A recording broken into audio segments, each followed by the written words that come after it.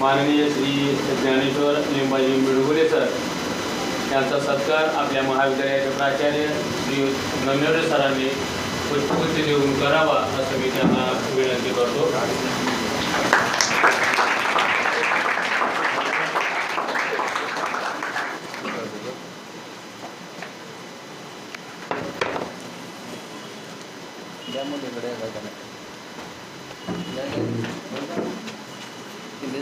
यावं सर इकडे गोरे सर या.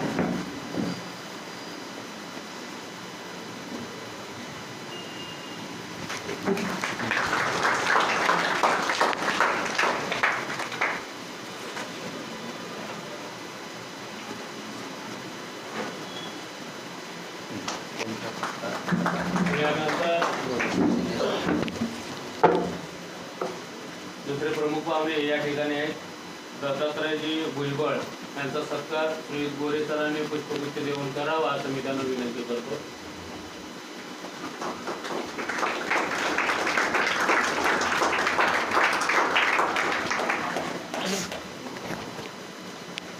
त्यानंतर आपल्या महाविद्यालयाचे प्राचार्य श्री नन्नवरे सर यांचा सत्कार शिंदे सरांनी पुष्पगुच्छ देऊन करावा असं मी सरांना विनंती करतो.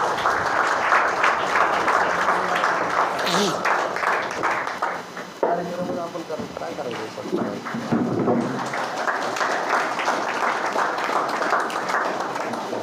लगेच घ्या. त्यानंतर प्रमुख ज्ञान दिल्याने ज्ञान वाढते त्या ज्ञानाचे मंदिर हे सत्य शिवाहून सुंदर हे अशा सुंदर अशा श्रीपतराव भोसले विद्यालयाच्या गुरुजनांना वंदन करून तुम्हा सर्व विद्यार्थी बालमित्रांना ज्ञानेश्वर मिटगुलेचा मनापासून मनपूर्वक नमस्कार. मुलांनो, आजकाल बघा, बापाच्या विचारानं मुलगा चालत नाही आणि बाप लेकांच्या विचारानं घर चालत नाही, पण अख्खा महाराष्ट्र आज दोनच विचारावर चालतो आहे. एक छत्रपती शिवराय आणि दुसरे संत सुधारक. जगावं कसं हे आम्हाला छत्रपती शिवरायांनी शिकवलं, मरावं कसं हे शंभूराजांनी शिकवलं आणि वागावं कसं हे संत समाज सुधारकांनी शिकवलं. परंतु झालं काय सर, आज आमच्या 70पेक्षा ही 35ची पिढी हुशार आहे आणि 35पेक्षाही ही 16-17ची पिढी हुशार आहे. पण भानगड काय झाली आहे, जरा जास्त हुशार आहे. जे चांगलं त्यांच्या डोक्यामध्ये बसत नाही, यांच्यापर्यंत पोचत नाही, पोचलं तरी डोक्यामध्ये घेत नाही.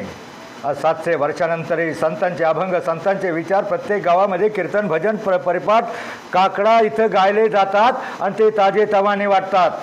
आणि त्या डीजेचं, ऑर्केस्ट्राचं, सिनेमाचं गाणं एकच वर्ष फेमस होतं, ते यांच्या डोक्यामध्ये बसतं. जनाबाई, मीराबाई, मुक्ताबाई, बहिणाबाई यांचे अभंग मास्टर डिग्रीपर्यंत नाथांची भारुडं 11वी 12वीला शिक्षणासाठी असतात, ते तुम्ही डोक्यात घेत नाही. पण ह्या पोरांच्या डोक्यामध्ये शांताबाई, अभंगाच्या चाली आणि संतांच्या साहित्यामध्ये, आमच्या वारकरी साहित्य परिषदेमध्ये संतांचं साहित्य म्हणजे फक्त अभंग नाही मुलांनो. अभंग या शब्दाचा अर्थच असा आहे, आयुष्यामध्ये ज्याचे 2 अभंग पाठ असतील त्याचं जीवन कधीच भंग होणार नाही. आम्ही शाळेमध्ये हरिपाठ वाटतो, जो मुलगा 2 अभंग पाठ करील, हरिपाठामध्ये 38 नंबरचा अभंग आहे. अवघाची संसार सुखाचा करीनं, आनंदे भरीनं तिन्ही लोक. काय अर्थ होतो बाळा त्याचा? अवघाची संसार म्हणजे कोणाचा म्हटलं आहे? आपली पप्पा मम्मी गुड्डी नुड्डू कोणाचं म्हटलं आहे? अख्ख्या जगाचा संसार सुखाचा करीन. आणि आनंदे भरीनं तिन्ही लोक म्हणजे स्वर्ग मृत्यू पाताळ सगळीकडे आनंद निर्माण करील. अभंगाच्या एका चरणाचा अर्थ एवढा मोठा असतो, पण ते तुमच्या पिढी डोक्यामध्ये घेत नाही. तुमच्या डोक्यामध्ये बाबूराव, शांताबाई, बस त्यांना बाहेर काढा. नामदेव, एकनाथ, तुकाराम, चोखा, सावता महाराजांचा एक अभंग, 2 अभंग फक्त पाठ करा आणि त्यातल्या एका चरणाप्रमाणे फक्त वागण्याचा प्रयत्न करा. सावता महाराजांचा एक अभंग आहे, एक हरिपाठातला 38 नंबर अवघाची संसार, आणि दुसरा सावता महाराजांचा अभंग आहे कांदा मुळा भाजी, अवघी विठाई माझी, लसूण मिरची कोथंबिरी, अवघा झाला माझा हरी, ओट नाडा विहीर दोरी, अवघी व्यापिली पंढरी, सावता म्हणे केला मळा, विठ्ठल पायी गोविला गळा. या अभंगाचा अर्थ काय होतो? काय म्हटलंय सावता महाराजांनी? सावता महाराजांचं गाव जवळ आलं नाही, पंढरपूरला गेले नाही. आपल्या शेतामध्ये ते काम करत कांदा मुळा भाजी जे पिकवायचं ते काबाड कष्ट करून प्रामाणिकपणे कष्ट करून पिकवण्याचं त्यांनी देव पाहिला. मला सांगा, तुमचा देव सध्या कशात आहे? कशात आहे रे? DJ dance? तुमचा जीव कशात आहे सध्या? अभ्यास, विद्याग्रहण. मुलांनो, विद्या हे गरिबाचं धन आहे.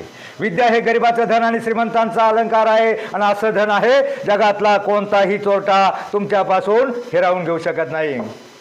आणि कोणतीही बहुमजली उत्तुंग इमारत उभारण्यासाठी पाया पक्का असावा लागतो.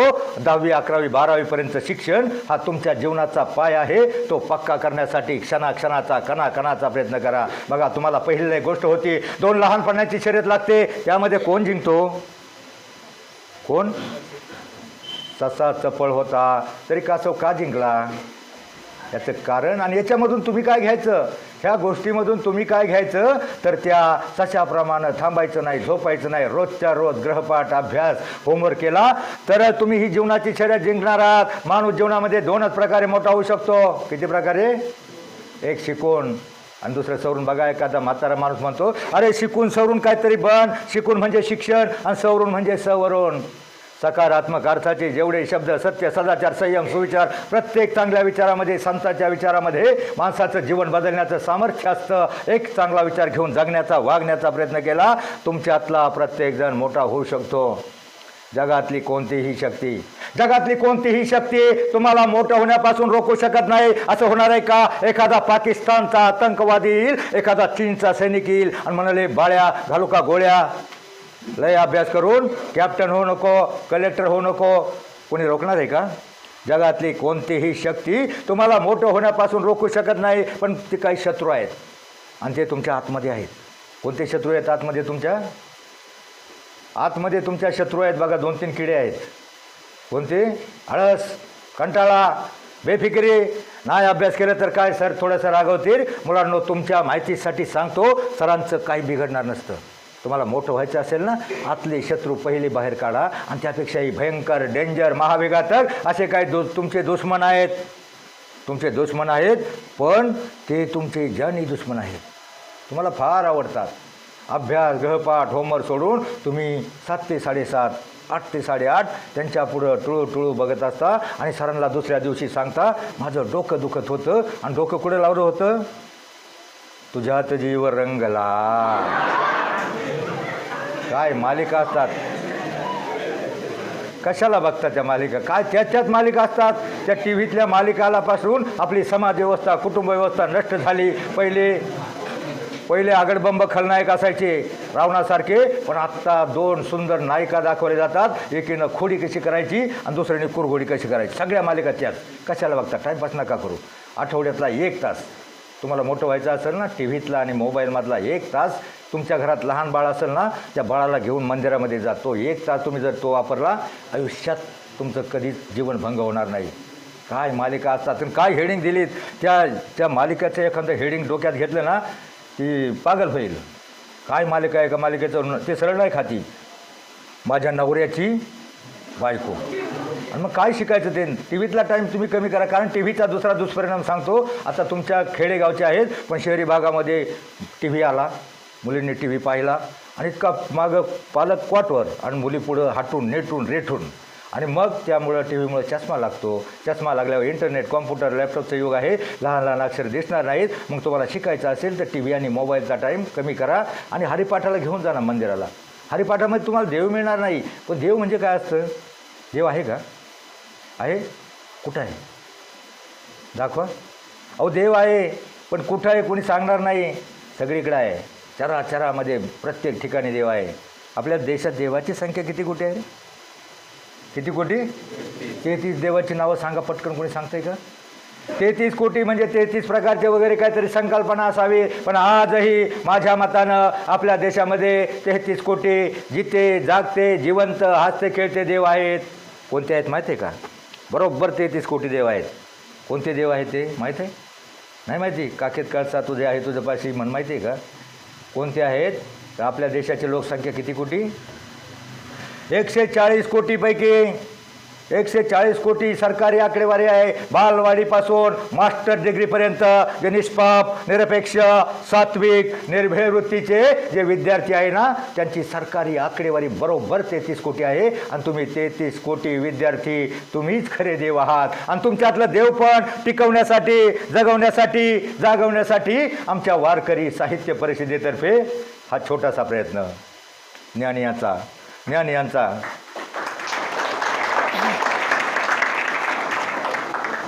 यांचा वाहतुक्याचा वंश तुमचा तोच आहे. आपल्याही रक्तात थोडा ईश्वराचा अंश आहे. अहो देव ईश्वर तरी काय असतं? आत्मा हात परमेश्वर. पण तो आत्मा कोणता? शांत, पवित्र, निष्पाप, निरपेक्ष, सात्विक.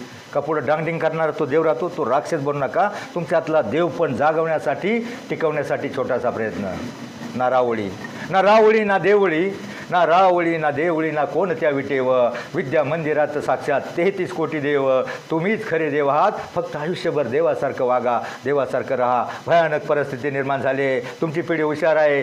तुम्हाला सगळं कळतं पण काही गोष्टी वळत नाहीत. तुम्हाला असं वाटतं मी गरीबाचा, मी कमी हुशार, मी शाळेत शिकतो, माझी परिस्थिती खराब आहे, मी बुटका, मी काळा, मी लुकडा, मी मुंगळा. मी कसा मोठा होणार? प्रत्येकजण मोठा होणार.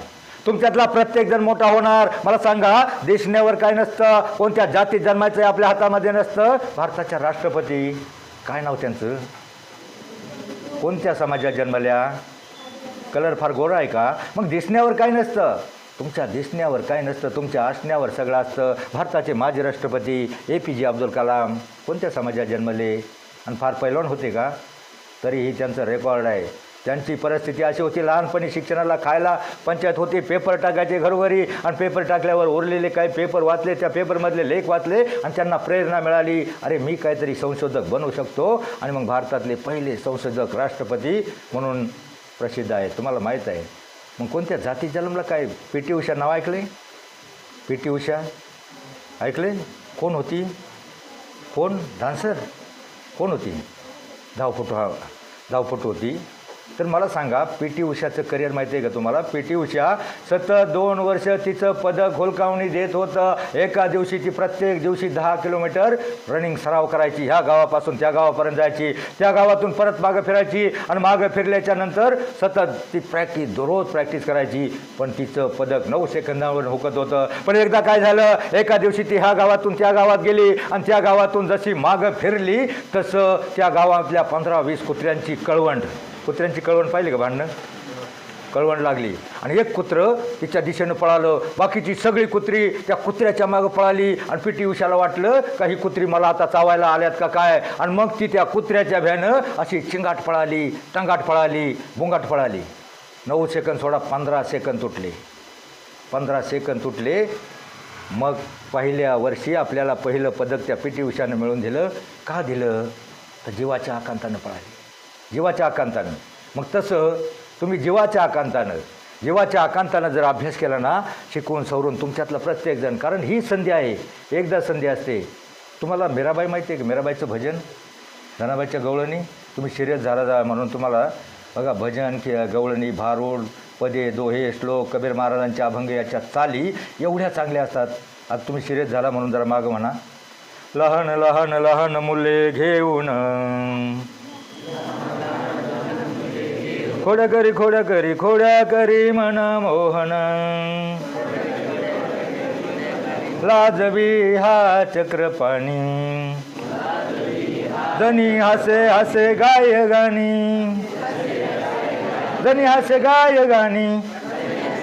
हसे गाणे गाऊन खोड्या करी मन. हे चाल आहे का नाही? थोडी तरी चांगली आहे का? मग त्या डीजेचं काय गाणं असतं? मुंगळा. त्याला चाल तरी, अर्थ तरी का? तरी तुम्ही मुंगळ्यासारखे नाचता. आणि हरिपाठाला जाता, कधी कीर्तनाला जाता? मला सांगा, तुमच्या गावामध्ये कीर्तन होतं? तुम्ही जाता? सगळे जाता. मी बघितलं आहे. एकदा काल्याच्या कीर्तनानंतर तुम्ही सगळे लाईनमध्ये होता. कशाला? भोजन आणि भजन या शब्दामध्ये फक्त एक काना आणि एक मात्रा एवढंच अंतर असतं. पण त्यातला जर अर्थ घेतला ना, जमीन आसमानाचं अंतर असतं.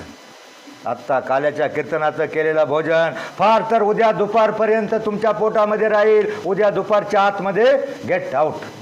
करणार आहे 2 वर्ष. पण एखादा अभंगाचा अर्थ, एखादा संतांचे विचार, चांगले विचार तुमच्या डोकामध्ये बसले आणि त्याप्रमाणे तुम्ही वागण्याचा प्रयत्न केला. मी आता मागं म्हणायला सांगितलं, 1-2 मुली मागच्या नुसत्या गालात हसल्या, म्हटल्याच नाहीत. आता मी कुठं त्यांना मुन्नी बदनाम होई म्हणायला सांगितले. संतांचा अभंग एखादा डोक्यामध्ये बसला, काहीतरी मीराबाईचं भजन बघा, 2 ओळी तुमच्यासाठी, तुमच्या संलग्न आहेत तेच मी सांगणार, दुसरं काय सांगणार नाही. मीराबाईच्या 2 ओळी आहेत. जैसी लागी लगन मीरा हो गई मगन, ओ तो हरी हरी हरी हरी गुण गाने लगी. काय अर्थ होतो याचा? जैशी लागी लगन म्हणजे मीराबाईला श्रीकृष्णाच्या भक्तीची एवढी आवड, गोडी निर्माण झाली होती.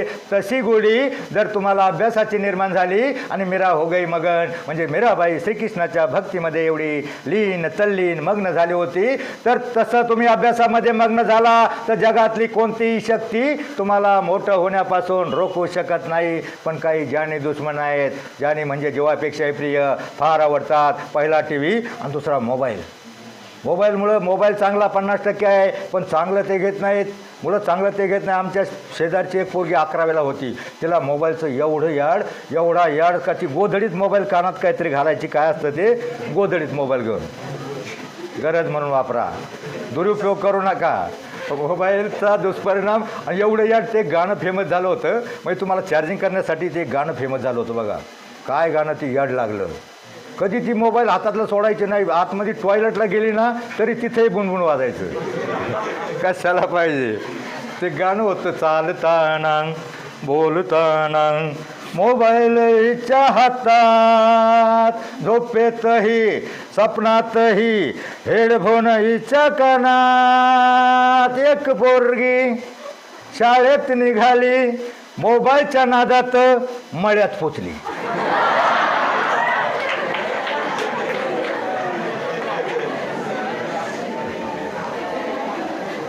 आई म्हणली, काय ग ठमी, आज शाळा नाही का काय? आणि मग ठमी म्हणते, याड लागलं रे. मोबाईलचं याड नको.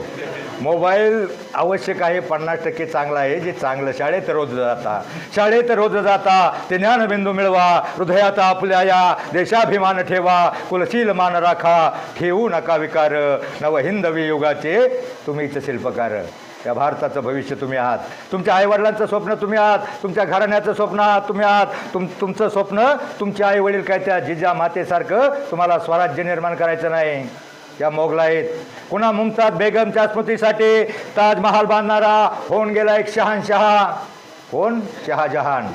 पेशवाईत पुन्हा मस्तानीच्या प्रेमासाठी राजमहाल बांधणारा होऊन गेला एक बाजीराव. पण फक्त मराठेशाहीत आपल्या पुत्राच्या, आपल्या मुलाच्या, आपल्या आईच्या स्वप्नपूर्तीसाठी स्वराज्य निर्माण करून 360 किल्ले बांधणारा एकच राजा होऊन गेला, तो म्हणजे छत्रपती शिवराय.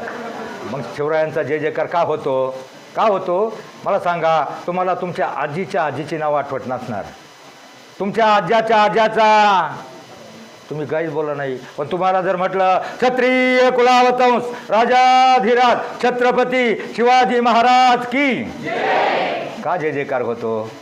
असं काही कारण असेल. कारण शिवाजीचं शेतकरी, रयत, स्त्रियाविषयीचं धोरण. 1983 साली सर दंगल झाली, भिवंडीमध्ये दंगल झाली. आणि त्या दंगलीमध्ये एक ग्रॅज्युएट झालेली मुस्लिम समाजाची मुलगी, नाकासमोर पाहून चालणारी ती धावपट्टू PT उषाचा आदर्श घेतला होता. त्या मुलीकडं तुकार पोरं तिला छेडायची, पण ती कुणाकडे ढोकून बघायची नाही. सरळ नाकासमोर चालून आपली प्रॅक्टिस करायची. कॉलेजच्या शेवटच्या वर्ष झालं आणि ज्या वेळेला भिवंडीमध्ये दंगल पेटली आणि दंगल पेटल्यावर दोन्ही समाजाची लोक एकमेकावर दगड मारायला लागले. आणि दगड मारत असताना आमच्यासारखा एखादा पत्रकार बाजूनं मागच्या लांबून विचारतो, एका कडच्या पत्रकाराला, मुस्लिम समाजाच्या मुलाला विचारलं, अरे दंगल का दगड मारतोस, काय भानगड आहे? तो म्हणलं, मेरे को नाही मालूम, बडे मियाँ बोला इसलिए मारा. आणि मग पलीकडच्या बाजूनं जाऊन मराठा समाजाच्या मुलाला विचारलं, अरे काय भानगड आहे, का दगड मारतो? तो म्हणला, मला नाही माहिती, नेत्यानं सांगितलं. म्हणजे दंगल मारणारे तुमच्या आमच्यासारखे कुणीतरी पुढं करतात, थोडंसं खायला प्यायला घालतात आणि गुंतवून देतात. एकदा गुंतलं का ते सोडवायला सुद्धा येत नाही, आपलं करिअर खराब होतं. म्हणून आयुष्यामध्ये अशा कोणत्याही भानगडीत पडू नका. आणि त्यावेळेला त्यांना धर्माचं काय घेणं देणं नसतं. गीता बायबल ते कधी आयुष्यात वाचवत नाही. जो उसके लिए लढते है वो गीता बायबल कभी नाही पडते. म्हणजे त्यांना धर्माचं काय देणं. पुढाऱ्यानं सांगितलं दगड मारा. आणि मग ती मुलगी त्या दंगलीमधून दंगल झाली. दंगलीच्या वेळेला काही गावगुंड असतात, काही चोऱ्या माऱ्या करायच्या असतात, लुटालूट करायची असते. पण ह्या गावगुंडांना 15-20 पोरं ते म्हटले अरे ही मुलगी आपल्याकडे पाहत नव्हती ना, आता हिच्याकडे बघू. आणि मग ते तिच्या घराकडे पळाले. दंगलीतून तिच्या घराकडे पळाले. तिने खिडकीतून पाहिलं 10-15 पोरं तिच्या घराकडे येत आहेत. आणि जी टुकार पोरं तिला त्रास देत होती ती तिच्या घराकडे येत आहेत. मग तिनं पाहिलं आणि मागच्या दरवाजातून पळाली. ती पोरं पुढल्या दरवाजातून घुसली, कुठं गेली, मागं पळाली. तिचा पाठलाग केला सुमारे 1.5 तास. ह्या गल्लीतून त्या गल्लीत पोरगी पळत होती. ती हावपट्टू होती. त्यांच्या बापाला आवरली नाही, ती इतकी धूम पळाली. आणि मग ती पुढच्या गल्लीमध्ये कोणत्या घरात घुसावा डोकत होती. परंतु शेवटी दमछाक झाली. एका लहानशा बोळामध्ये घुसली. त्या बोळातून एका खिडकीमधून तिनं पाहिलं आणि मग ते दरवाजा वाजवला. एक 25चा जबरू गव्हाण आतमध्ये होता. तिने दरवाजा ढकलला, आतमधून लावून घेतला आणि खोटखाली शिरली. ते पोरं मागं पळत आले आणि त्या जवानानं खिडकीतून विचारलं हे इधर कोई लडकी आहे का. तुम्हाला नाही आली म्हणल्यावर ती पुढं गेली. पुढून परत मागं आली आणि परत त्या जवानाला विचारलं अरे इधर तो लडकी आई थी किधर गई, तुम्हाला क्या मालूम, तुम्हाला क्या जमीन खा गई आसमा. मग त्यावेळेला ती पोरं निघून गेली. रात्रभर ती पोरगी 2 तास फिरून पळून इतकी दमली होती ती पोरगी. आणि दमल्याच्या नंतर ती पोरगी खाली जे 15-20 मिनिटामध्ये ढाराढोर झोपी गेली. आणि हा रात्रभर खिडकीमध्ये जागा. ती यायचे पोरं एकूण तिकडे पळायचे, कुठं गेली. हा रात्रभर जागा राहिला. आणि तिची झोप झाली. पहाटे ती उठली, आळीपिळी दिली वाघिणीसारखं आणि बाहेर आली. आणि मग तिने पाहिलं तो तरुण खिडकीपाशी उभा आहे, जागृत जागा आहे. आणि मग तिनं माफ करणार भैया. पण तो म्हटला तू त्यांच्या तावडीतून पळालीस, माझ्या घरात घुसलीस आणि खाली घुसलीस. मग इथं तुला माझी भीती वाटली, मी तर एकटा होतो, तुझं काही होऊ शकत होतं, माझी भीती नाही वाटली. ती म्हटली नाही वाटली. म्हणजे का नाही वाटली. म्हटली मी पळत होते, प्रत्येक घरामध्ये डोकत होते, मला कोणत्या घरामध्ये घुसावं वाटलं नाही. पण ज्या वेळेला तुझ्या घराच्या खिडकीतून डोकावलं त्यावेळेस तुझ्या घरातल्या दरवाजावर एका राजाचा फोटो होता. कोणत्या राजाचा फोटो असेल, छत्रपती शिवराय. आणि म्हणून जय जयकार होतो. आपला समाज जो चाललाय ना फक्त 2च विचार, संतांच्या विचारावर आणि शिवरायांच्या विचारावर आपला समाज चाललेला आहे. आम्ही पंढरपूरला जातो, आमची लोक उडवतात, अशी सफेद कपडे पाहिली का लोक उडवतात. त्यांना वाटतं कशाला देव तिकडे काय देव मिळतो का. आम्हाला विचारतात देव आहे का. मग आम्ही त्याला विचारतो ही लाईट दिसते पण वायरमध्ये लाईट दिसते का. म्हणजे लाईट आहे ना. कोरोना झाला होता, कोरोनाचा जंतुकडं दिसला का. पण त्याने वळवळ किती केली.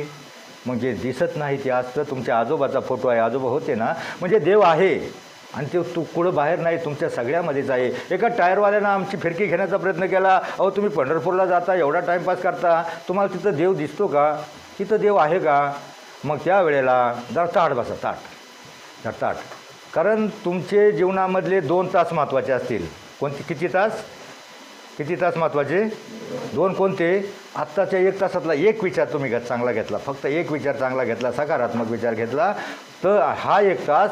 आणि आता तुम्ही 11वी म्हणजे 17 वर्षाचे, बरोबर. 17च ना. 16 वर्ष झालं, 16 वर्ष धोक्याचं संपलं आहे. आता तुम्हाला सगळं कळतं आहे. आता 17ला खतरासुद्धा नाही. तुमची पिढी फार हुशार आहे, तुम्हाला सगळं कळतं. डेंजर, धोका, खतरा कुठं लिहिलेलं नसतं. पण तुमची पिढी एवढी टॅलेंटेड आहे, हुशार आहे, हँडसम आहे, तुम्हाला सगळं कळतं. मग आत्ता सांगा, पंढरपूरला आम्ही जातो, त्या टायरवाल्यानं विचारलं तुम्ही कशाला जाता, तिकडे देव तुम्हाला दिसतो का. मी म्हटलं देव तिथं नाही दिसत नाही, आम्हाला कळसाचंही दर्शन रेटारेटी होते. मग तुम्ही मला म्हणलं कशाला जाता. मी म्हटलं आम्ही तुझ्याकडे कशाला आलो, हवा भरायला. तो म्हणला. आणि मग हवा म्हटलं हवा तर सगळीकडे आहे बाहेर, आम्ही तिकडं का नाही भरली बाहेरच्या बाहेर. तुझ्याकडं आलो कारण तुझ्याकडं प्रेशर आहे. तसं पंढरपूरमध्ये प्रेशर आहे. तिथं गेल्यावर प्रेशर मिळतं. नुसता कळस पाहिला का आमचा वारकरी उड्या मारत मागं येतो. 15 दिवस 20 दिवस चालतो, 350 दिवस तो काबाड कष्ट करतो शेतामध्ये, त्याला ऊर्जा मिळते, एक मानसिक बळ मिळतं. म्हणून देव आहे, पण कुठं आहे, तुमच्यातच आहे.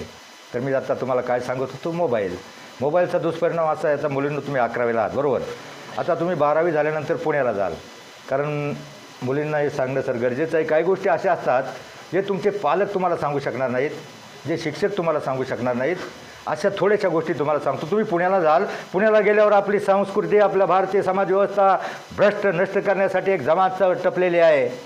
आमच्या भोळ्या भाबड्या मुलींना फसवून तिथं अरब राष्ट्रामध्ये 25 ते 30 लाख, मी 45 वर्ष पत्रकारिता करतो, त्यामुळं मला जे जे अनुभव आले आपणास जे ठावे दुसऱ्याचं सांगावे, शहाणे करून सोडावे अवघेजनं, म्हणून तुम्हाला सांगण्यासाठी मी फिरतोय. आणि मुलांनो ताट बसा, मी याच्यासाठी फिरतोय तुमच्यासाठी, कारण प्रत्येक गावामध्ये सामाजिक प्रदूषण आहे. 10 ते 12% मुलांची लग्न होत नाही. जरा कान खोलून ऐका. आणि ती मुलं कोणती? ही मुलं आत्ता टंगळमंगळ करतात, अभ्यास करत नाहीत, सरांना पालकांना उलटं बोलतात, आपलं करिअर घडवत नाही, आणि करिअर न घडवलेल्या मुलांना मुली मिळत नाहीत. आणि मग ती मुलं ती DJ पुढे नाचत सुटतात, आम्ही लग्नाळू नाही मिळत. म्हणून मुलांनी तुम्हाला जागं करण्यासाठी आलो आहे. जेव्हा शपथ सांगतो, देवाची खोटी शपथ घेत नाही. प्रत्येक मी एका वधूवर स्वच्छ केंद्राचा सदस्य आहे. आमच्याकडे 25 मुलांचे बायोडाटा येतात आणि मुलींचे 2च येतात. म्हणजे इतकंच वाटत आहे. म्हणून तुम्हाला जागा आत्ता करिअर घडवा, शिकून सवरून काहीतरी बनला, सरळ मार्गाने. कोणतं व्यसन करू नका, वाईट संगत करू नका, वाईट पंक्तीला जाऊ नका. तुमच्यातला प्रत्येकजण मोठा चांगला, आणि राष्ट्रपती जरी नाही झाला पती तरी नक्की व्हाल. तेवढं स्वप्न बघा, बाकी जास्त काय नाही. तर मी आता काय सांगत होतो काय? मोबाईल. मोबाईल तिथं गेल्यावर आमची मुलगी जाते, मोबाईल शॉपी असते, तिथं बाहेर एक मोबाईल शॉपी टाकून दिले असते, एक अप टू डेट इन्शर्ट केलेला जवान त्याच्यावर असतो, आणि त्याचं एकच काम असतं, कोणती मुलगी येते आणि कोणती साधी भोळसूत आहे त्याला फसवायचं आणि गटवायचं. तो मुलीला पहिला बोलायचा प्रयत्न करतो, दुसऱ्या वेळेला त्याला जरा चढून देतो, आज फार मॅचिंग ड्रेस घातला आहेस, आज फार सुंदर दिसतेस, आणि मग हसतेस आणि मग फसतेस. तो पुढचं पाऊल टाकतो. अरे तू एवढी टॅलेंटेड, हँडसम, TY पर्यंत पोचलीस, एवढी देखणी, आणि एवढा हलका मोबाईल वापरतेस गट्टू. तो म्हणतो माझ्या बापाची एवढी जळण मला येणं पाय. पण तो म्हणला जग कुठं चंद्रावर चाललं आहे, आणि तू एवढी हँडसम TY पर्यंत पोचली, एवढा हलका मोबाईल वापरते. तू ती म्हणती माझ्या बापाची ऐपत नाही. मग तो म्हणतो मी देतो ना म्हणल्यावर सीतेला जसा मोह उत्पन्न झाला होता, हरणाच्या कातड्याची चोळी हवी, आणि रामायण बिघडलं तसं तिच्या मनामध्ये मोह उत्पन्न झाला. पती म्हणली नको. तिचं एक म्हणलं नको, माझ्या बापाला कळलं तर माझा बाप मला उभी कापील. पण तो म्हणला तुझ्या बापाला कसं कळल? तुझा बाप कुठंतरी शेतात कडमडत असेल, घाम गाळत असेल, काबाड कष्ट, हाडाची काळं, रक्ताचं पाणी करत असेल, त्याला कसं कळल? मग तिला तो प्रश्न पटला, त्याला नाही कळणार. पण तिचं मन व्हायबल व्हायला लागलं. पण तो म्हणला चल पुण्याला घेऊन जातो. मला नको, मला तुझी भीती वाटते. तो म्हटला सोनू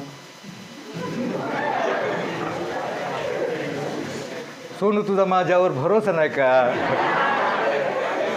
आता सोनूचा बिलकुल भरोसा नव्हता, पण तिचा आतलं स्वार्थी मन, लोभ, मोह पैदा जे झाला होता ना, प्रलोभन मनामध्ये निर्माण झालं, त्या प्रलोभनाला बळी पडली, आणि मग ती त्याच्याबरोबर गेली पुण्याला. आता मला वेळ थोडा दिला आहे सरांनी, म्हणून फास्टमध्ये सांगतो. पुण्याला गेली, 20,000 घेऊन गेला. 20,000चा 18,000चा मोबाईल घेतला. किती उरले? 2,000 उरले. आता 2,000 पोरगी पुण्याला नेली म्हणल्यावर त्याला काय खायला पाहिजे, वडापाव थोडा चारून जमणार आहे. 5 स्टार हॉटेलमध्ये घेऊन गेला. 1,800 रुपये बिल आलं. किती उरले? आता यायला 80 रुपये लागत होते. पेरणे फाटाची सत्य घटना आहे सर, मी पत्रकारिता करतो, 4 वर्षापूर्वीची घटना आहे.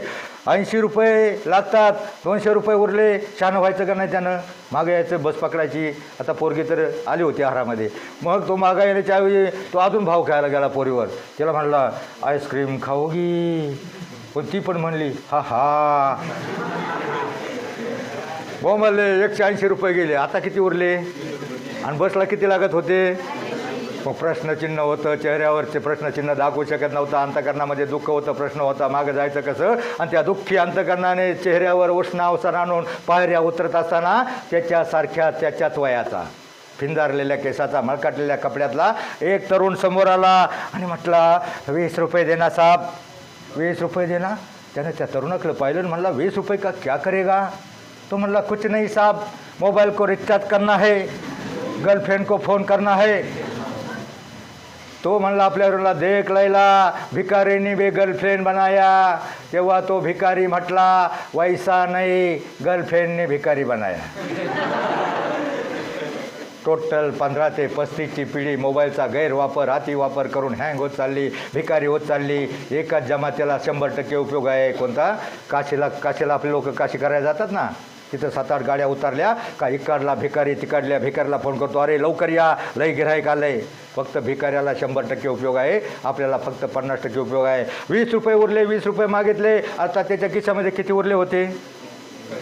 20 रुपये उरले होते. मग ते 20 रुपये त्याने मागितले, त्यानं मोठे कवदार कर्णाचा अवतार 20ची नोट काढली, फडकवली, त्याच्या हातात जशी दिली तशी त्या मुलीच्या गावचा पेरण्या फाट्याचा पोलीस पाटील एक कार्यकर्ता कॉन्ट्रॅक्टर त्या हॉटेलकडे आले होते. त्यांनी पाहिलं, अरे गरिबाची मुलगी 5 स्टार हॉटेलमध्ये काय करते. त्यांनी पाहिलं, तिच्याकडे पाहिलं, तिला विचारलं तू इथं कशी. आणि मग तिनं जसं त्या मुलाकडे हात केला, त्या मुलाकडे जसा हात केला तसा तो मुलगा भिवून पळाला. 90च्या स्पीडनं कुठं गेला? अफगाणिस्तान, इराण, पाकिस्तानला गेला. आज 4 वर्ष झाली ती टपरी बंद आहे. म्हणून मुलींनो, कोणत्याही लोभाला, मोहाला, प्रलोभनाला बळी पडू नका. डेंजर, धोका, खतरा कुठं लिहिलं नसतं. तुमचं आल्हडवय असतं, परिणामाची कल्पना नसते, कोणत्याही गोष्टीचं गांभीर्य नसतं. त्या सीतेला वनवासामध्ये हरणाच्या कातड्याच्या चोळीची काय गरज होती का? होती का? तरी तिच्या मनामध्ये मोह उत्पन्न झाला. आणि मग पुढली रेषा कोणती? रेषा ती लक्ष्मणानं जाताना रेषा कोणती आखली? काय? मोठ्याने सांगा, मला ऐकायला कमी झाले. काय? कोणती? बरोबर, लक्ष्मण रेषा. ही प्रत्येक मुलीच्या जीवनामध्ये असते, ही ओलांडायची नसते. ओलांडली तर जीवनाचं रामायण बिघडतं आणि महाभारत घडतं. म्हणून आयुष्यामध्ये कोणत्याही लोभाला, मोहाला, प्रलोभनाला बळी पडू नका. आता फक्त एवढं सांगतो, एवढी 17 ते 18, 20 लाख लोक पंढरपूरला जातात. पंढरपूरला मला सांगा, तिथं कळसाचं दर्शन घेण्यासाठी रेटारेटी होते, परंतु वाखरीपासून मंदिरापर्यंत, इकडल्या मोहोळ रोडपासून मंदिरापर्यंत लाईन लागलेली असते. आणि प्रत्येक डिवायडरवर आमच्या म्हाताऱ्या बाया उभ्या असतात. आणि म्हाताऱ्या बाया उभ्या असतात आपल्या देशातला हा दिंडी सोहळा बघण्यासाठी. बाहेरच्या देशातून लोक येतात, ते हाफ कपड्यावाले फॉरेनर येतात. आणि त्या फॉरेनर लेडीज बघत असतात आमच्या बाया मध्ये डिवायडर उभे असतात. ह्या बाजूला आमचे वारकरी नाचत असतात, उड्या मारत असतात. कोणी गवळण, भारूड, विठ्ठल विठ्ठल, माऊली माऊली, ज्ञानोबा तुकारामचा गजर चालू असतो. आणि त्या बायांना नवर वाटतो, अरे एवढं पब्लिक, एवढा आनंद, काय मिळलं एवढं, यांना इथं काय सोनं मिळलंय का काय. आणि कुणाचा वाद नाही, एवढा पब्लिक, एवढी दाटी. कुणाला लात लागली तर माऊली म्हणून पाया पडतोय. झगडा नाही, भांडण नाही. इथं आमच्या वरातीमध्ये डीजेमध्ये एखादा पाय लागला तर भांडणं होतात, मारामाऱ्या होतात. एखाद्या मिरवणुकी, धार्मिक मिरवणुकीमध्ये दंगल होते.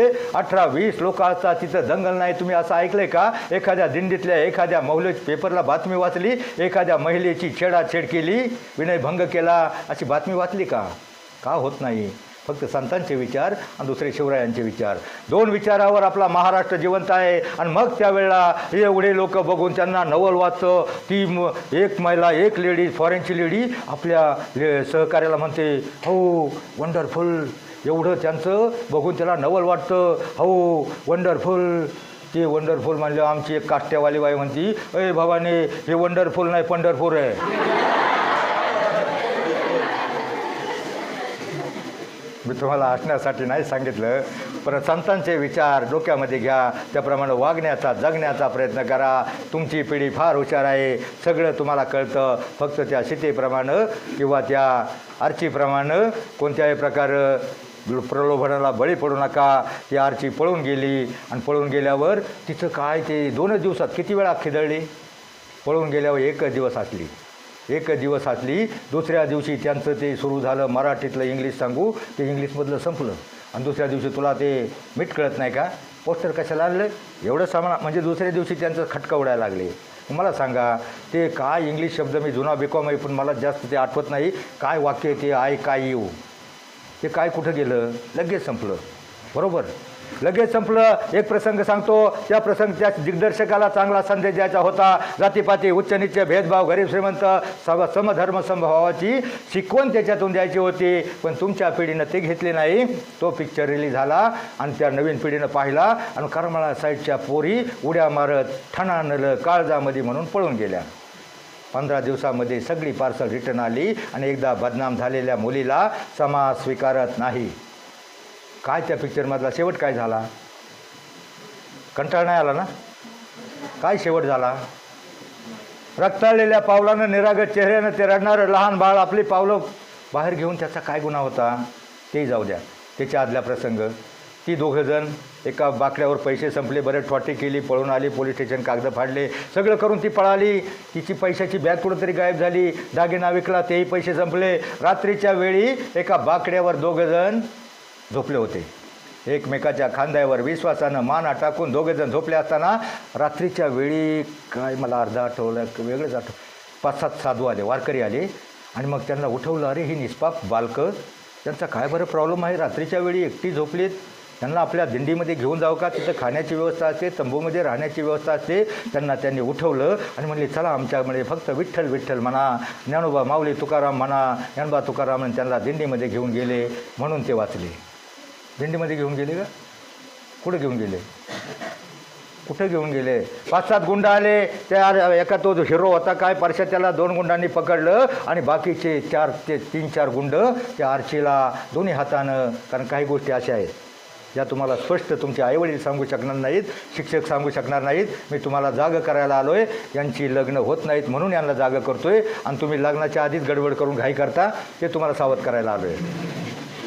अति घाई संकटात जाई, कारण प्रत्येक ठिकाणी लिहिलेलं असतं सावधान, पुढं धोक्याचं वळण आहे. आणि जर तुम्ही गाडी डायरेक्ट दामटली, पलटी झाली, पत्र्याची गाडी डॅमेज डेंटिंग पेंटिंग करून रिपेरिंग होते, पण या देहाची गाडी परत डेंटिंग पेंटिंग शील पावित्र्य सत्व नष्ट झाल्यावर परत मिळत नाही. म्हणून तुम्हाला मुलींनो माझ्या मला 4 नातवंड आहेत, तुम्ही माझ्या माझी 7वी 8वीला नातवंड आहेत, तुम्हाला जागं करण्यासाठी आलो आहे. आणि मग मी काय सांगत होतो आता, ते वारकरी नव्हते, शेवट घ्यायचा आहे का, शेवटाचे टाळे आहेत का, नाही ना, बरं फक्त आता 5 मिनटं घेतो, वेळ संपलेला आहे. ते वारकरी नव्हते, ते 5-7 गुंड आले, दोघांना त्या मुलाला पकडलं आणि त्या आरचीला एका कोपऱ्यामध्ये नेऊन शाल श्रीफळ पुष्पगुच्छ देऊन तिचा ते बहुसन्मान करणार होते. काय करणार होते? मग मला सांगा, जीवनामध्ये लक्ष्मण रेषा ओलांडायची नाही. त्यावेळेला उड्डाण करू शकणारा हनुमान उपलब्ध होता. आजकाल मुलींनो कोणताही हनुमान उपलब्ध, आणि आजकालचा राम पण लय अवलादी झाला आहे. तो म्हणाल याला लय शायनिंगची चोळी लागत होती, जाऊ द्या, ब्यात गेली, सीता गेली, गीता मिळेल. मग लक्ष्मण रेषा ओलांडायची नाही. त्यावेळेला त्यांना वाचवण्यासाठी ती डेरिंगबाज अक्काली हेल मात्र कडमड काहीतरी दम दिला आणि मग त्या गुंडांनी सोडलं, म्हणून ती वाचली. दुसरा प्रसंग, ती आली, चल पिक्चरला येतो का, तो मला जातोच. ती गेली, बाहेर आली, हिरोबरोबर दिसली, त्याचं डोकं भणाणलं, डोक्यामध्ये बार उडाला, हॉटेलमध्ये गेली. मग ही पिक्चर पाहिलं ना तुम्ही, 2दा पाहिलं आहे, बरोबर, 2दा पाहिलं आहे. हॉटेलमध्ये त्यांचा वाद झाला आणि मग त्याने एक ठोका लगावला. वेटरने त्यांना बाहेर काढल्यावर तो म्हणला थांब आरचे थांब, मला तुझ्याशी बोलायचं आहे. ती म्हणली मला नाही बोलायचं. तो म्हणला मला तुझी किळस वाटते. ती म्हटली मी तुझ्याकडे बोगच आले. तो म्हणला तू झक मारली. तो म्हणला बरी मारली. मला सांगा, 4 दिवसापूर्वी त्यांचं ते मराठीत सांगू का इंग्लिशमध्ये सांगू, ते नेमकं काय होतं? मुलींनो, ते काय नसतं. ते काय नसतं. सकाळच्या वेळी गवतावर पडलेलं वासनेचं धव असतं. वास्तवाच्या उन्हाचे चटके बसले केव्हाच विरघळतं. तुम्हा भोळ्या भाबड्या मुलींना फसवण्यासाठी तो डाव असतो. आणि ते काय नसतं. ते काय म्हणजे नेमकं काय असतं? ते काय फरक लेकराचं आईवर असतं. ते काय लेकराचं आईवर असतं ते प्रेम. बकराचं कोकराचं शेळी मेंढीवर असतं ते प्रेम. देशाचं सैनिकाचं देशावर असतं. शेतकऱ्याचं आपल्या काळ्या आईवर असतं. आणि आमच्या वारकऱ्याचं विठ्ठलावर असतं. ते खरं प्रेम. बाकी प्रेम ब्रीम काय नसतं. ते सगळं खोटं असतं. म्हणून समाज फार खचखळग्याचा आहे. रस्ता फार बेकार आहे. सगळीकडे प्रदूषण, अन्याय, अत्याचार. लहान मुलींना चॉकलेटची आमिष मोठ्या मुलींना गिफ्ट दिली जाते. मोठ्या मुलींना मोबाईल, त्याच्या मोठ्या मुलींना लग्नाची आमिष दाखवली जातून आमच्या मुली फसवल्या जातात. वर्षाला 3 लाख मुली भारतातल्या अरब राष्ट्रामध्ये विकल्या जातात. रेकॉर्डली कितीतरी. म्हणून मुलींनो सावध व्हा. आयुष्यामध्ये लक्ष्मण रेषा ओलांडायची नाही. आणि मग ती पळाली तशी पलीकडे गेली, गाडीत बसली. तिचा फोन झाला होता तिच्या बापाचा. तिचा बाप आमदार लेवलचा माणूस. ती पळून गेली म्हणून बदनामी झाली. बेभान झाला होता, नशेमध्ये बेभान झाला होता. घरी गेलं तर तिचा बाप कापून टाकेल, त्याला कळलं होतं. आता जायचं तर कुठं जायचं? त्या गाडीमध्ये बसली खरी. एका स्टॉपला गाडी थांबली आणि गाडी थांबल्याच्या नंतर तिच्या हातात त्या खिडकीतून एका भिकारणीनं हात काढला भीक मागायला. पाहिलं का तो सीन? एक भिकारीन भीक मागते आणि त्या भिकारणीमध्ये मुलींनो त्याला कुणाचा चेहरा दिसला? कुणाचा चेहरा दिसला? स्वतःचं प्रतिबिंब दिसलं, पिंजारलेल्या केसाचा स्वतःचा चेहरा त्या भिकारणीमध्ये दिसला. अरे या भिकारणीबरोबर तरी तिचा म्हातारा भिकारी आहे, पण मी एकटी या लांडग्याच्या जगात कुठं जाणार? माझी समाजामध्ये कुत्तरतोड होईल. आणि मग तिच्या डोक्यामध्ये विचार आला, शहाणी झाली, मागं फिरली, पळत सुटली. तोपर्यंत तो फाशी घ्यायचा वाचला होता, तिच्या नावानं गळे काढत होता आरचे. आणि मग तिनं जसा दरवाजा उघडला आणि दरवाजा उघडल्याच्या नंतर दोघांनी एकमेकाला पाहिलं. तो उठला, ती आतमध्ये आली, धडामकने एकमेकाला मिठी मारली. त्याला म्हणतात मराठीतलं प्रेम. ते इंग्लिशमधलं काय म्हणतात ना, ते काय आय काय यू, ते काय केव्हा संपलं होतं. ते मुलींनो काय फी काय नसतं, ते काय फी काय नसतं. उद्या तुम्ही पुण्याला मुंबईला जाल, एखादा नौखा 2-4 महिन्याची ओळख असलेला किंवा एखादा तुम्हाला फसवण्यासाठी म्हणेल आय काय यू, त्याला सांगा तुझी आय माझ्या बापाकडे घेऊन ये.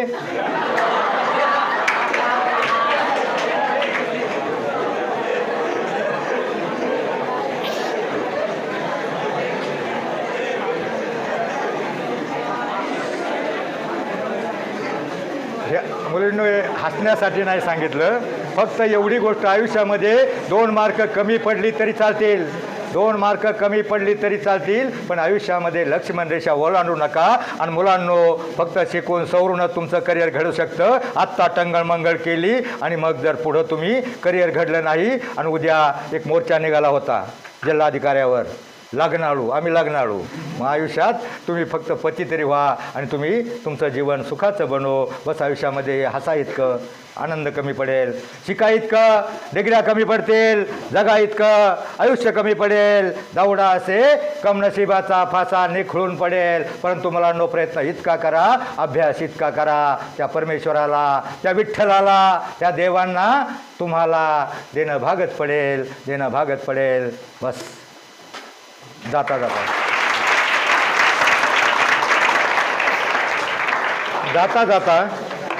जाता सूर्यानं प्रतिप्रश्न केला, माझ्यानंतर या जगाला कोण प्रकाश देईल? त्यावेळी चंद्र शरमला, मोठमोठे तारे नरमले. एक पंथी समोर येऊन म्हणाली, प्रभो माझ्या परीने मी नक्की प्रयत्न करेल. त्याच वेळेला माझ्यासारख्या एका ध्येयवादी पत्रकारानं ठरवलं, त्याच वेळेला माझ्यासारख्या एका काजव्यानं ठरवलं, कुठं तरी कानाकोपऱ्यात जाऊन लुकलुकेल अज्ञानाच्या अंधाराला प्रकाशाचं अस्तित्व दाखवूनच थांबेन, दाखवूनच सरेन. जय हिंद, जय महाराष्ट्र. एक प्रश्न आहे, मला सांगा, मी एक पुस्तक बक्षीस देणार आहे. तर छत्रपती शिवरायांच्या 2 सुना, त्यांची नावं काय सांगा बरं? काय? उभं राहून सांगा, उभं राहून. काय? उभं राहून सांग ना. बरं नाही आहेत का? बरं मुलांच्या आवडीचा प्रश्न जाऊ द्या, मुलींना नाही पुस्तक पाहिजे. ते 33 कोटी देव आहे, कविता संग्रह आहे, तुम्हीच खरे देव आहात. तर मुलांच्या आवडीचा प्रश्न, जो पिक्चर फेमस झाला होता, आत्ता सांगितलं ना तुम्हाला की आर्चिका मिरची तिचा पिक्चर, त्या हिरोची आणि हिरोच्या दोन्ही मित्रांची नावं पटकन उठून सांगा. वेळ संपलेला आहे, सरांनी सांगितलं. सांग काय? लांगडे. हा बरं, 1 मिनिट उभा राहा. बरं, याला जोड प्रश्न असा आहे, ज्यांनी आपल्या भारताच्या वेळी बाळा ज्यांनी बरोबर सांगितले, पण अर्ध उत्तर दिलं, अर्ध उत्तर पुढलं. आपल्या भारताची ज्यांनी राज्यघटना लिहिली ते डॉक्टर बाबासाहेब आंबेडकर. आणि ज्यांनी मुलींना शिक्षणाची संधी उपलब्ध करून दिली त्या क्रांतिज्योती सावित्रीबाई फुले. आणि विद्येविना मती गेली, मतीविना नीती गेली, नीतीविना वित्त गेले, वित्तविना शूद्र खचले, अवघे अनर्थ या अविद्येने झाले. त्या महात्मा ज्योतिबा फुले यांच्या मानसपुत्राचं नाव काय बाळा? बघा सर, ही बिमारी आहे. जे माहिती पाहिजे नको ते यांच्या लांगड्याचं काय करायचं तुला? त्या काय बेन.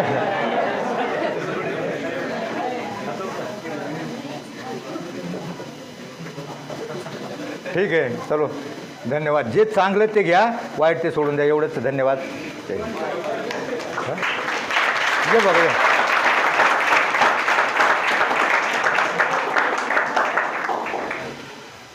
ठीक आहे, दे त्याला पुस्तक द्या, हरिपाठ द्या. हरिपाठ कोणाला पाहिजे असेल ना तर सरांकडून घेऊन जा. 2 अभंग पाठ करायचे फक्त, अवघाची संसार आणि बाहेरचा एक. बर, अर्धा पाऊण तास आपण नावाप्रमाणेच ज्ञानेश्वर बघा किती सार्थ नाव आहे. मिडगुले सर अपघातानं सकाळी मी प्रार्थनेला आपल्या प्रशालेच्या प्रांगणामध्ये होतो आणि नुकतंच आमची भेट 7:30च्या आसपास झाली. मी आणि सर त्यांच्याकडे पाहिल्यानंतर मला क्षणात ओळखलं की कुणीतरी वारकरी संप्रदायातील पेहरावावरून लगेच आपल्या लक्षात येऊ शकतं. आणि मी विचार केला की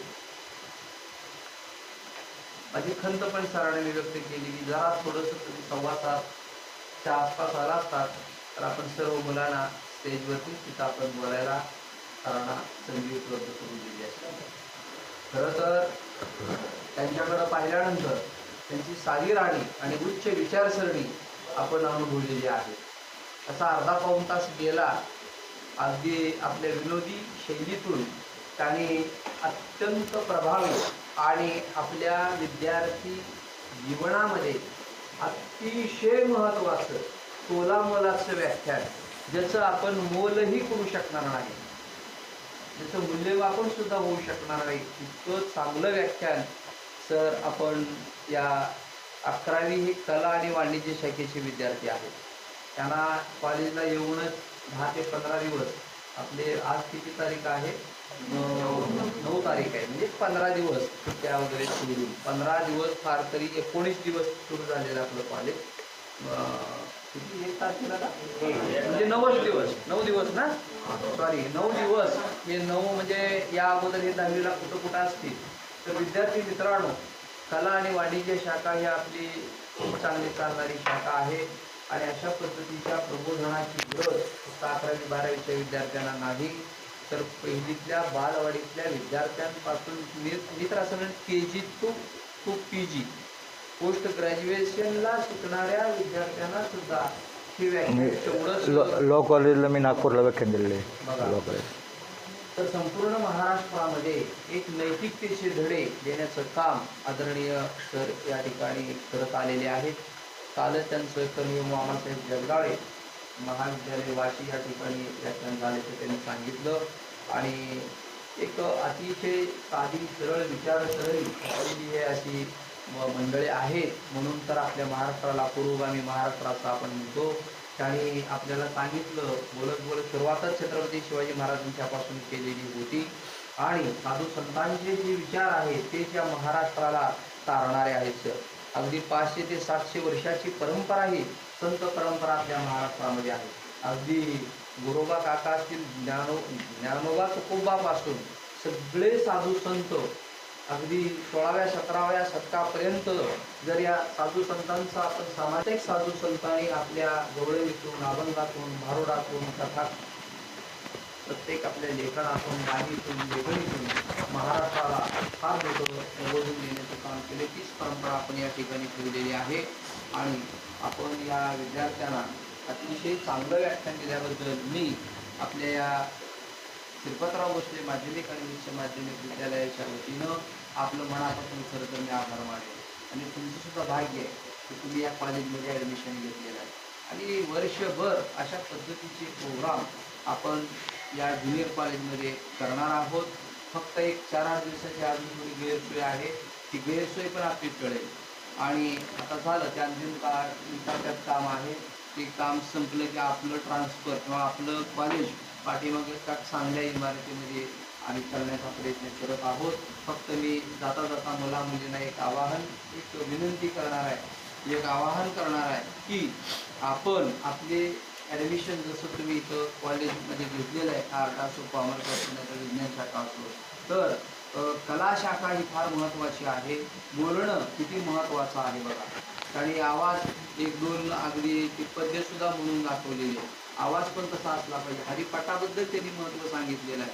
हरिपाठ हा महाराष्ट्राच्या घराघरातून म्हटला जाणारा खेड्यापाड्यातून म्हटला जाणारा एक अतिशय महत्त्वाचा भाग आहे आणि असं आपण एक चांगलं कॉलेज आहे तर या कॉलेजमध्ये आपण आपल्या मित्राला आपल्या मैत्रिणीला किंवा आपल्या गल्लीतले आपले कामगारवळे असतील तर त्यांना अजून सुद्धा ॲडमिशन घ्यायला तुम्ही प्रवृत्त करा. आपण तुम्हाला अशाच पद्धतीचे चांगले कार्यक्रम अधूनमधून दाखवणार आहोत, करणार आहोत आणि तो योग पण आणणार आहोत. तर एवढंच या प्रसंगी आपल्याला सांगू इच्छितो. पवित्र तो देश, पावन तो देश, पवित्र ती भूमी, पवित्र ती भूमी, जेथे हरीचे दास जन्म घेते. या संत वचनाप्रमाणे आपण या ठिकाणी आलात. आपले पाय या श्रीपतराव भोसले हायस्कूलच्या ज्युनियर कॉलेजला लागले, त्याबद्दल आम्ही आपल्या चरणाची पायधूळ त्या मस्तकी आम्ही लावून घेऊ अशा पद्धतीची एक आपल्याला प्रार्थना करतो. आपण आपले आभार मानतो आणि थांबतो. धन्यवाद. त्यांची कला आणि वाणिज्य बघायच्या वतीने मी या ठिकाणी आभार मानतो आणि प्रमुख पाहुण्यांना आपल्या आवडला कार्यक्रम? जोरदार पाहुण्यासाठी टाळ्या वाजवा.